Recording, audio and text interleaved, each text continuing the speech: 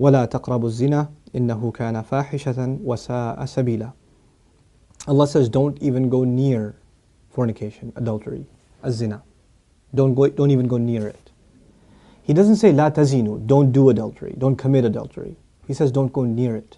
In other words, there's the act itself, and then there is a series of smaller acts that lead to it. It's got a perimeter around it, and you can't even go close to it.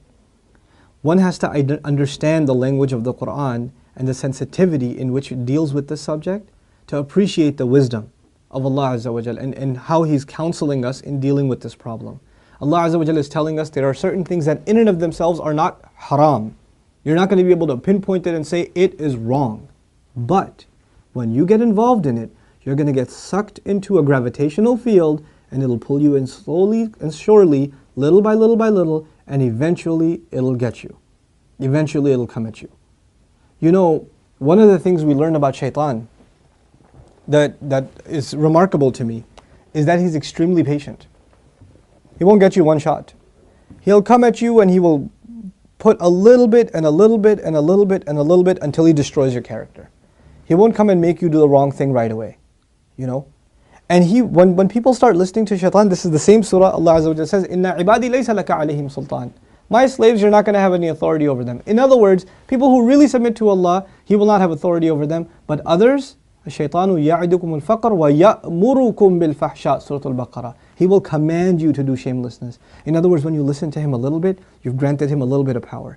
When you listen to him a little more, you've granted him a little more power. And if you keep on listening to him, he gets to the point where he can command you. You will find yourself, I can't even help myself, Brother Nouman. I can't even help myself. I don't even know. I don't know how to turn the computer off. I don't know what makes me do that every night. I don't know what makes me do this or that. I don't know what makes me go there. That's when you know shaitan's got a pretty good hold on you. It's just getting worse and worse and worse and worse and worse. And you're not addressing it, and it's making the problem worse. And it's destroying your spirituality altogether. Your relationship with Allah depends on a heart being clean. Every time you're exposed to filth, more dirt, more blackness, more covers are poured on top of your heart. And it keeps on pouring and it keeps on pouring and it keeps on pouring to the point where you're listening to the word of Allah and you can't get yourself to even shed a single tear. It won't come because your heart has been made so hard because of all the exposure to filth, all the sin that your eyes are taking in all the time. And you don't even care anymore. You know, a good heart, when it sees something inappropriate that doesn't coincide with the commandments of Allah, it is disturbed. It's not attracted, it's disturbed. It says, no, that's wrong. Immediately the conscience kicks in, the alarm goes off.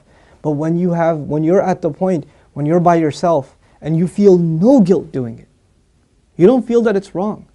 The only thing before you stare at a sister, you look around like, is anybody else watching? And then you take a good look. That means the fear of Allah is completely gone. The only fear you have is that of the seen. There is no more fear of the unseen. What a horrible spiritual state to be in. Allah says, يَعْلَمُ خَائِنَةَ الْأَعْيُنِ وَمَا تُخْفِي الصُّدُورِ. He knows the stealing of the eyes, that little glance you caught. He knows that one, that little glance you took. What to speak of the stare. And He knows what the chests are hiding. You know why I brought up this particular ayah? Don't even go near zina. إِنَّهُ كَانَ فَاحِشَةً. It has always been considered a lewd, shameless, vulgar act. وَسَاءَ سَبِيلًا. And a horrible path. Allah describes it as a path. A horrible path. In other words, a path has steps. Right? You have to identify which step you're in. What makes you get into this? You know, and for each of you, there's a process, there's a cycle. You're in a room by yourself. You know, you're after school. You've got a couple of hours before your parents get home.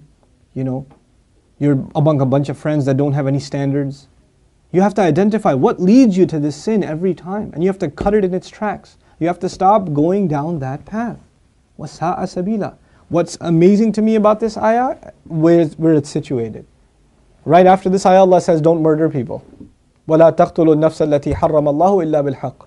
Don't kill any person that innocent person essentially. Allah mentioned this crime first and murder second. Can you think of that? Like, we think of murder as this huge crime, right? But Allah says, when you violate the dignity of a human being, that's fahsha. Looking at a human being in that way is violating your own and their dignity. And when we kill a person, we have violated their physical, their right to life. So there's the spiritual murder, fahsha, and there's the physical murder, qatl. There's two kinds of murder here. So Allah mentions the spiritual murder first. Our standards have gone so low. A movie comes out, you see a couple of trailers, you tell yourself, there's just one bad scene in it, it's okay. It's PG-13, it's not R. What used to be R 10 years ago is now PG-13. What used to be PG-13 is now PG. They put filthy scenes in everything now. And we don't even care about the spiritual price we're paying. It's affecting our prayer, it's affecting our dua, it's affecting our character, it's affecting our family life. It is. And we don't care. We just think, hey, that's life, bro, come on, live in the times. It's all right. That's just what it is now. What can you do?